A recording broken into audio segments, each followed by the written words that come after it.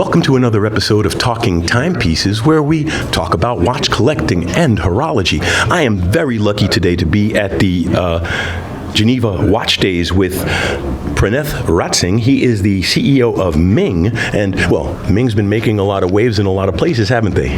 Thank you. We just like to make watches that we love, and if other people love it, that's great. Now, one of the things about Ming is it has almost a unique design language with the ellipses and the clean lines. What was the inspiration behind that, by the way? Well, the joke in the company is we call it design by dictatorship, and everything else by committee or group. So Ming, as you know, designs all the watches and does everything, and I think having that singular vision really helps build a design identity. And one of the things Ming went into this, these aren't the first few watches he's designed. Even before watch number 1 came out, he'd spent 20 years sort of teaching himself how to design watches with his own custom commissions, designing a few things for friends, and so there's a 2 decades of experience informing that.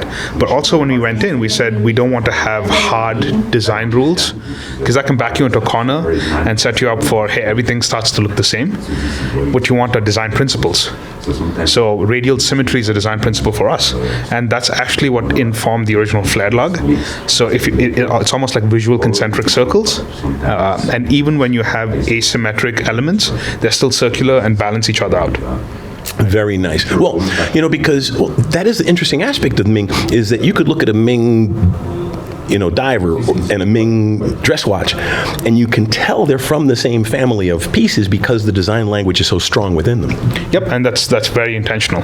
We want to innovate not just with technology and materials, but also push the boundaries with design. But you can't be too different. You don't want to leave people thinking, what's happening here? Right? To use a culinary analogy, you don't want to make sushi one day and Italian the next day and coq au vin the third day, and then you're like, what is your restaurant? Right? And it's a diner. No. So now you have a couple of pieces here. Could you tell us a little bit about what we're looking at here? This one's a nice looking piece. Right. So over here I have our latest release. This is the 2001 Series 3. So this is part of our Special Projects cave, and Special Projects is something we officially debuted in 2021, but it's been behind the scenes for a few years before that, and I think of it as our Skunk Works division. I'm a car guy, and anyone who's into cars knows about like the BMW 1M and all these legendary cars that came out of engineers going, hey, what if I built something that made no commercial sense? And they ended up being sort of the really special stuff. And so the Special Projects for us is a way to do experimental new things, things that if I purely put on my commercial hat and said, does this make sense? It may not. And we found that there are collectors who are happy to support us and be part of that journey to develop this. And it may not make, and for us, the advantage is it may not make sense for this project on its own, but the learnings we take away from it and the technologies we develop eventually trickle down into other watches, right? So when I say this is part of the SPC, the real innovation with this watch is the dial, and this is something from a design perspective we still use the mosaic motif, which is something we've been evolving over time. Again, it's got radial elements, it's got visual layering, but this very layered visually. Yes. And this time the dial is a whole new process. We partnered with a company called Femtoprint, and we used fused borosilicate to create a dial that has 600 voids in a single puck, and each of those voids varies in height and size along all 3 axes. And then once the dial is the bare dial is fused, somebody goes in and individually hand fills each of those 600 pucks or voids with superluminova, right? And this is all encased in a rose gold case with a DLC titanium core, and it's powered by the Argent Graph, which most people are familiar with. It's a beautiful movement. And I think this is the first time, as far as I know, that the Argent Graph has been finished with sort of plated 5N and diamond polish anglage and everything else.